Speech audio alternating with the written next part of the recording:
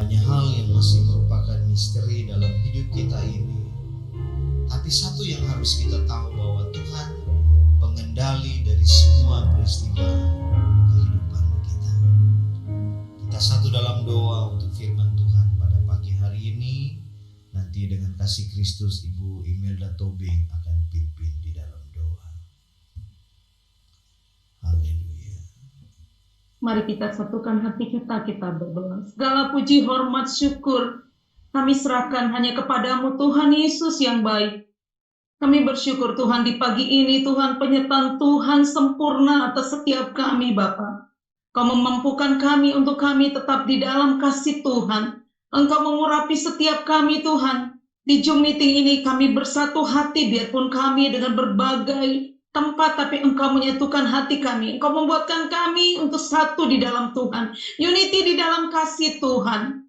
Bapa yang baik, kami datang dengan kerendahan hati Tuhan. Meminta pertolongan Tuhan. Meminta belas kasih Tuhan. Di dalam setiap kehidupan kami Tuhan. Engkau yang memampukan kami. Tanpa Engkau kami tidak ada apa-apanya Bapa. Tanpa Engkau kami tidak ada siapa kami di hadapan. Tapi Engkau mampu mengendalikan setiap persoalan di dalam hidup kami. Ketika Engkau bersama kami, tiada satu jalan pun yang tidak bisa kami selesaikan. Persoalan yang tidak mampu kami selesaikan. Bapa yang baik, kami datang ke hadirat kudus-Mu, meminta belas kasih-Mu untuk Engkau Tuhan, memberikan kami, membuka hati kami untuk kami mampu menerima segala isi hati-Mu, untuk kami renungkan, kami kerjakan dan kami lakukan di dalam setiap tindakan kami di hari-hari hidup kami. Tuhan, urapi hamba-Mu yang akan menyampaikan isi hati-Mu, urapi dia Tuhan, pakai Tuhan, mulut bibirnya mengatakan segala kebenaran yang daripada Tuhan. Tuhan mengurapi hamba-Mu, memberikan hikmat marifat yang daripada Tuhan. Juga kami yang mendengarnya Tuhan, agar kami menjadi seorang murid yang dengar-dengaran, yang kami mampu juga melakukan menjadi pelaku-pelaku firman Tuhan di dalam setiap kehidupan kami Tuhan. Terima kasih Bapa, di pagi ini kami membawa seluruh kehidupan kami ke dalam tangan kasih-Mu Tuhan. Jamah setiap kami pribadi lepas pribadi. Tuntun kami Tuhan, Engkau Tuhan yang memberikan jalan-jalan kebenaran di dalam setiap kehidupan kami. Jangan kami menyimpang ke kanan ke kiri, tapi biarlah Engkau yang selalu menemani dan mengiring langkah-langkah hidup kami. Tuhan Yesus yang baik, di pagi ini kami mau siapkan hati kami, pikiran kami, mau dengar-dengaran akan isi hati-Mu. Untuk itu menjadi urapan dalam setiap kami, untuk menjadi terang bagi jalan-jalan kami Tuhan. Berikan Tuhan pikiran yang tenang, hati yang tenang untuk kami fokus Tuhan, menerima suatu tindakan nyata untuk kami melakukan menjadi pelaku-pelaku firman. Terima kasih Bapa, kami buka hati kami buka hati kami dalam-dalam untuk Engkau masuk di dalam hidup kami. Ampuni kami dari segala dosa salah kami, agar kami layak dan berkenan di hadapan Tuhan. Karena Engkau kudus, Engkau suci, Engkau mulia. Terpuji nama-Mu Tuhan, kami serahkan semuanya Tuhan, hanya di dalam satu nama Tuhan Yesus Kristus, kami datang ke hadirat kudus-Mu. Haleluya, terima kasih Bapa. Amin. 1 Korintus 5 ayat yang ke-11. Ini merupakan kelanjutan dari pembahasan kita pada beberapa waktu yang lalu. Tetapi yang kutuliskan kepada kamu ialah supaya kamu jangan bergaul dengan orang yang sekalipun menyebut dirinya saudara. Nah, kita sudah melihat bahwa firman Tuhan berkata dengan jelas bahwa kalaupun ada orang yang menganggap kita sebagai saudaranya, dalam konteks ini adalah mungkin kita sama-sama orang sebagai orang yang sudah percaya kepada Tuhan. Tapi kalau orang-orang tersebut masih hidup dalam cara-cara duniawi, maka firman Allah bilang bahwa janganlah kamu sekali-kali makan bersama-sama. Rasul Paulus sedang menegaskan sesuatu yang sangat-sangat penting dalam hidup kita, karena ini berhubungan dengan berkat-berkat yang akan Tuhan berikan dalam hidup kita. Kalau kita hidup sebagai manusia duniawi dengan melakukan tindakan-tindakan yang Tuhan tidak mau, maka tanpa kita sadari kitalah yang menutup masa depan kita. Tanpa kita sadari kitalah yang menutup berkat-berkat Tuhan untuk terulur dalam hidup kita.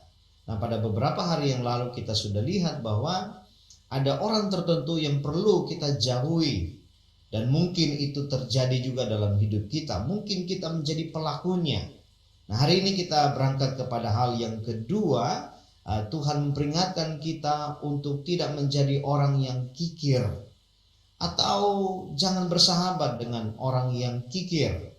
Ya, 1 Korintus 6 ayat yang ke-10 berkata bahwa orang kikir dan teman-temannya, ya, ada banyak catatan, orang-orang yang demikian itu tidak mendapat bagian dalam kerajaan Allah.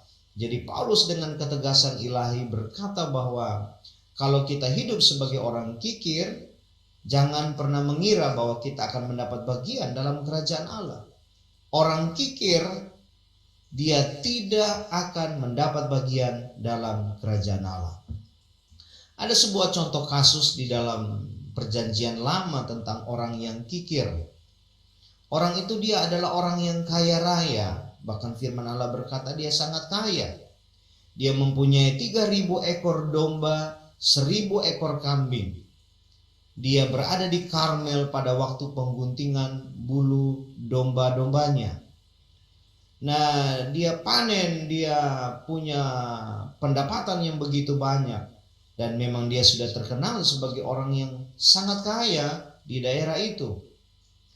Tapi sangat disayangkan bahwa dia bisa memiliki begitu banyak kekayaan di dalam hidupnya, tetapi sangat disayangkan dia seorang yang pelit, dia seorang yang kikir.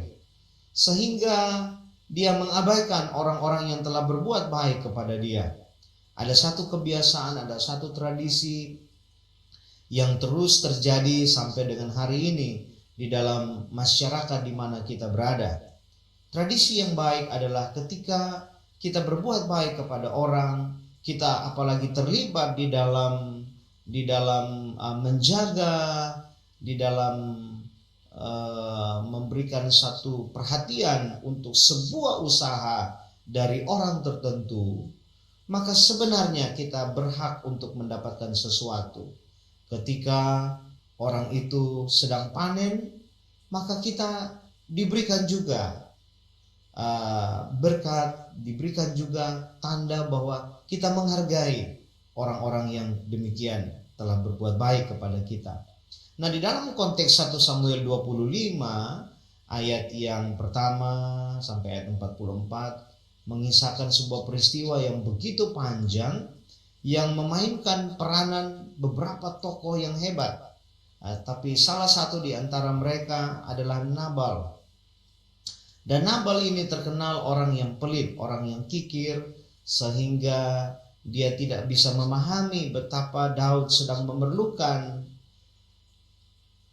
makanan untuk Daud dan orang-orang yang ikut bersama dengannya di dalam pelarian itu. Dan firman Allah berkata bahwa ketika Daud bersama-sama dengan mereka, Daud tidak mengganggu mereka.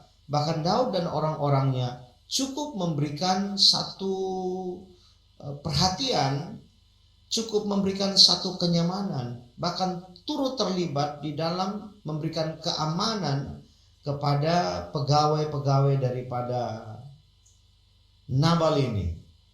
Tapi ketika Daud mendengar bahwa panen sedang terjadi atau pengguntingan bulu domba-domba daripada Nabal ini sedang berlangsung, maka Daud mengirim utusannya supaya kiranya bisa mendapatkan sesuatu dari Nabal dan orang-orangnya. Tetapi waktu Daud mengirim utusannya kepada Nabal, justru ada sesuatu yang ganjil, yang tidak biasa terjadi di dalam masyarakat pada umumnya. Di dalam ayat yang ke-10 Nabal memberikan respon begini. Tetapi Nabal menjawab anak buah Daud itu, katanya, "Siapakah Daud? Siapakah anak Isai itu? Pada waktu sekarang ini Ada banyak hamba-hamba yang lari dari tuannya. Masakan aku mengambil rotiku, air minumku, dan hewan bantaian yang kubantai bagi orang-orang pengguntingku untuk memberikannya kepada orang-orang yang aku tidak tahu dari mana mereka datang. Jadi kita lihat di sini bahwa Nabal ini bukan sekedar tidak mau memberikan, tetapi dia justru melontarkan kata-kata yang kasar terhadap Daud yang sudah begitu berbaik hati kepada orang-orangnya Nabal di dalam menjaga kawanan ternak mereka. Kata-kata yang sangat-sangat menyakitkan hati Daud. Okelah, dia tidak mau memberikan karena dia kikir, dia tidak mau, dia menghadirkan berbagai alasan untuk tidak memberkati Daud di dalam mengabulkan permintaan Daud ini. Tapi yang kita lihat di sini bahwa ini berkelanjutan dengan kata-kata yang kasar, sindiran-sindiran yang ditujukan kepada Daud. Dan inilah salah satu contoh bahwa orang yang kikir itu akan terjerat di dalam berbagai tindakan-tindakan yang konyol, sehingga dia tidak akan mendapatkan kemakmuran hidup. Dia tidak akan mendapatkan sesuatu yang lebih baik. Tepatlah firman Tuhan berkata bahwa orang kikir tidak mendapat bagian dalam kerajaan Allah. Karena memang pada ending daripada kehidupan si Nabal ini, dia meninggal dengan kondisi yang sangat-sangat tidak tenang. Ya. Jadi kita belajar dari kisah ini, Tuhan bantu kita supaya kita juga bisa melatih diri kita menjadi orang yang tidak kikir. Kikir itu lawan kata dari orang yang berkemurahan, ya, punya kemurahan hati. Nah, ini harus dilatih Bapak Ibu Saudara, sebab kalau tidak bakal terjadi dalam kehidupan kita. Nah, ada satu contoh lagi di dalam Perjanjian Baru bahwa kalau kita mau hidup dalam kemurahan hati, kita harus punya pelatihan-pelatihan yang baik. 2 Korintus pasal yang ke-8 ayat yang pertama sampai ayat yang ke-5 dikatakan begini. Saudara-saudara, kami hendak memberitahukan kepada kamu tentang kasih karunia yang dianugerahkan kepada jemaat-jemaat di Makedonia. Selagi dicobai dengan berat dalam berbagai penderitaan, sukacita mereka meluap, dan meskipun mereka sangat miskin, namun mereka kaya dalam kemurahan. Nah, ini kita perlu garis bawahi ini. Kita memberi, kita tidak hidup kikir, bukan karena kita sudah kaya raya, tapi kita masih berkekurangan pun juga, kita bisa melakukan hal-hal yang baik ini. Kita bisa hidup dalam kemurahan hati. Kita tidak kikir. Dalam ayat yang ketiga, Paulus memberikan sebuah kesaksian. Aku bersaksi bahwa mereka telah memberikan menurut kemampuan mereka, bahkan melampaui kemampuan mereka. Ayat yang keempat dikatakan, dengan kerelaan sendiri mereka meminta dan mendesak kami. Saudara perhatikan baik-baik ayat ini. Firman Allah berkata bahwa mereka meminta, bahkan mereka mendesak kepada Paulus dan teman-temannya, ya, memberikan mereka mendesak kepada orang-orang yang ada di dalamnya supaya mereka bisa mengambil bagian di dalam ayat selanjutnya, supaya mereka juga beroleh kasih karunia untuk mengambil bagian dalam pelayanan kepada orang-orang kudus. Mereka memberikan lebih banyak daripada yang kami harapkan. Mereka memberikan diri mereka pertama-tama kepada Allah, kemudian oleh karena kehendak Allah juga kepada kami. Jadi saudara perhatikan ini bahwa ada satu pelatihan yang baik dari jemaat Tuhan yang ada di Makedonia ini. Jemaat ini meskipun mereka sangat miskin, tetapi mereka kaya dalam kemurahan hati. Jemaat Makedonia ini digambarkan Paulus dengan 2 kata, penderitaan dan miskin. Jadi saudara lihat bahwa di tengah-tengah tekanan hidup, karena iman mereka kepada Yesus. Tapi kasih mereka meluap-luap untuk dapat mengambil bagian bagi jemaat Tuhan yang ada di Yerusalem. Ini menunjukkan hati mereka tidak terikat kepada apa yang mereka punya. Ya. Mereka miskin, mereka sangat menderita. Tapi luar biasa, Paulus memberikan kesaksian bahwa ini orang-orang yang luar biasa ini. Mereka sangat-sangat miskin, mereka sangat-sangat menderita. Tapi mereka terus melatih kepekaan mereka.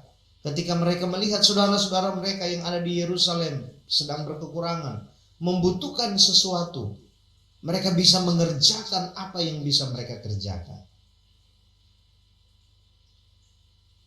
Jadi Paulus menekankan pentingnya memberi itu kiranya menjadi sebuah gaya hidup orang-orang percaya. Nah, Tuhan tolong kita untuk hal ini, sebab memang tidak mudah, ya. Seringkali kita berpikir bahwa nanti kalau kita sudah punya lebih, kita sudah berkelimpahan, baru kita mulai menyalurkan. Nah, ini kita menutup diri untuk sebuah konsep Tuhan yang benar. Tuhan tidak mau kita sudah menjadi orang kaya raya dulu baru kita melakukan bagian kita. Melakukan kasih itu, melakukan atau hidup di dalam kemurahan hati itu tidak tunggu nanti kita menjadi orang kaya raya. Saya sangat apresiasi dengan orang-orang tertentu. Mereka orang-orang biasa, mereka bukan punya harta yang berlimpah seperti orang-orang yang sudah terkenal, memiliki aset yang luar biasa, memiliki pekerjaan yang luar biasa. Tapi mereka orang-orang sederhana, tapi mereka tidak tahan ketika mereka melihat orang susah. Mereka tidak tahan ketika mereka melihat ada pelayanan-pelayanan misi yang terkendala dengan keuangan dan lain sebagainya. Jadi sekali lagi kalau kita belajar dari orang Makedonia ini, jemaat yang ada di Makedonia ini, maka sebuah inspirasi hidup bagi kita sekalian bahwa jangan tunggu nanti kita sudah kaya raya baru kita mulai melakukan pelayanan ini. Dimulai dari apa yang ada pada kita. Ya. Ibunda Teresa pernah bilang begini, tidak semua orang dapat melakukan tindakan-tindakan besar, namun semua orang dapat melakukan tindakan kecil dengan kasih yang besar. Jadi jangan tunggu nanti kita sudah bisa melakukan tindakan-tindakan besar baru kita melakukannya. Kita dapat melakukan tindakan-tindakan yang kecil tetapi dari kasih yang besar. Nah, ini diawali Paulus bilang bahwa semua itu akan terjadi ketika kita memberikan hati kita kepada Tuhan. Kita menyerahkan diri kita, kemampuan kita, potensi kita di dalam tangan Tuhan. Barulah kemudian Tuhan mengubah semua itu sehingga membuat kita bisa lega untuk melakukan tindakan-tindakan yang meskipun kata orang kecil, tapi kita bisa melakukannya. Dan ini akan terus berjalan sampai kita bisa melakukan tindakan-tindakan yang lebih besar. Berawal dari hal-hal yang kecil. Nah, saudara-saudara, kita hidup dalam zaman yang semakin hari semakin menggiring orang kepada satu kondisi bagaimana orang akan lebih cenderung memperhatikan dirinya sendiri. Dia tidak mau memperhatikan orang lain. Hidup sebagai makhluk yang egois. Karena memang situasinya demikian. Tapi kita diajari oleh Tuhan Yesus supaya kita memulainya dengan melakukan hal-hal yang dapat kita lakukan meskipun hal-hal itu tampaknya kecil. Jadi pesan firman Tuhan bagi kita pada pagi hari ini supaya kita mulai terlibat, melatih kepekaan kita, melatih diri kita untuk mengerjakan bagian-bagian kecil, tindakan-tindakan kecil yang dapat kita lakukan. Sekali lagi, jangan tunggu nanti kalau kita sudah menjadi orang besar, terkenal, hebat, baru kita mulai melakukan hal ini. Sebab itu tidak bakal terjadi, saudara-saudara. Di dalam kisah perjanjian lama ini yang mengisahkan tentang Nabal tadi, dia memang orang yang tidak mau melatih kemurahan hatinya. Sehingga walaupun kekayaannya bertambah-tambah, justru dia tetap menjadi orang yang pelit, menjadi orang yang kikir. Nah, Tuhan Yesus mengajarkan kepada kita di dalam Lukas 6 ayat 35, tetapi kamu kasihilah musuhmu dan berbuatlah baik kepada mereka dan pinjamkan dengan tidak mengharapkan balasan. Maka upahmu akan besar dan kamu akan menjadi anak-anak Allah yang Maha Tinggi. Sebab ia baik terhadap orang-orang yang tidak tahu berterima kasih dan terhadap orang-orang jahat. Nah, ini sebuah dasar pemikiran yang harus kita kembangkan dalam hidup kita. Sedangkan untuk musuh kita aja, Yesus mengajarkan kita untuk berbuat baik kepada mereka. Apalagi kepada orang-orang yang memang tidak punya daya, tidak punya kemampuan untuk bisa hidup dengan lebih baik. Tuhan izinkan kita untuk berhadapan dengan orang-orang yang berkekurangan. Nah, kadang-kadang Tuhan juga mengizinkan kita berkekurangan, supaya kita tahu apa itu arti hidup dalam kekurangan. Jadi ketika kita juga mulai diberkati, kita tetap ingat, dulu kita juga ya seperti itu. Nah, kita bisa memberikan kasih kita kepada orang-orang yang demikian. Ini yang Tuhan ajarkan kepada kita. Kalau kita bisa melakukannya, pasti ada sesuatu yang lebih baik yang akan Tuhan kerjakan dalam hidup kita. Nah, melakukan tindakan kasih ini jangan tunggu hal-hal yang besar. Latih dari kepekaan kita yang kecil, yang paling kecil sekalipun. Jadikan itu sebuah keasikan untuk kita bisa terus melakukan perbuatan kasih ini. Baik Bapak Ibu Saudara, Tuhan memberkati kita semua. Mari kita datang kepada Tuhan. Bapa, kami bersyukur buat nasihat firman-Mu bagi kami pada pagi hari ini. Biar hidup di tengah-tengah situasi, kebutuhan kami yang meningkat dan lain sebagainya. Tapi Tuhan terus bantu kami supaya kami bisa hidup dalam kemurahan hati. Jauhkan kami dari tindakan-tindakan kikir, pelit terhadap orang-orang yang memang seharusnya menerima bagian itu. Tolong kami supaya semuanya itu bergerak dari hati yang mengasihi. Seperti kami mendapatkan keselamatan dari Engkau secara cuma-cuma. Demikianlah Tuhan, bantu kami supaya kami juga bisa melakukan tindakan-tindakan nyata ini dalam setiap perjalanan hidup kami. Terima kasih, kami siap melangkah berjalan dengan Engkau di hari ini. Di dalam nama Tuhan Yesus Kristus. Haleluya.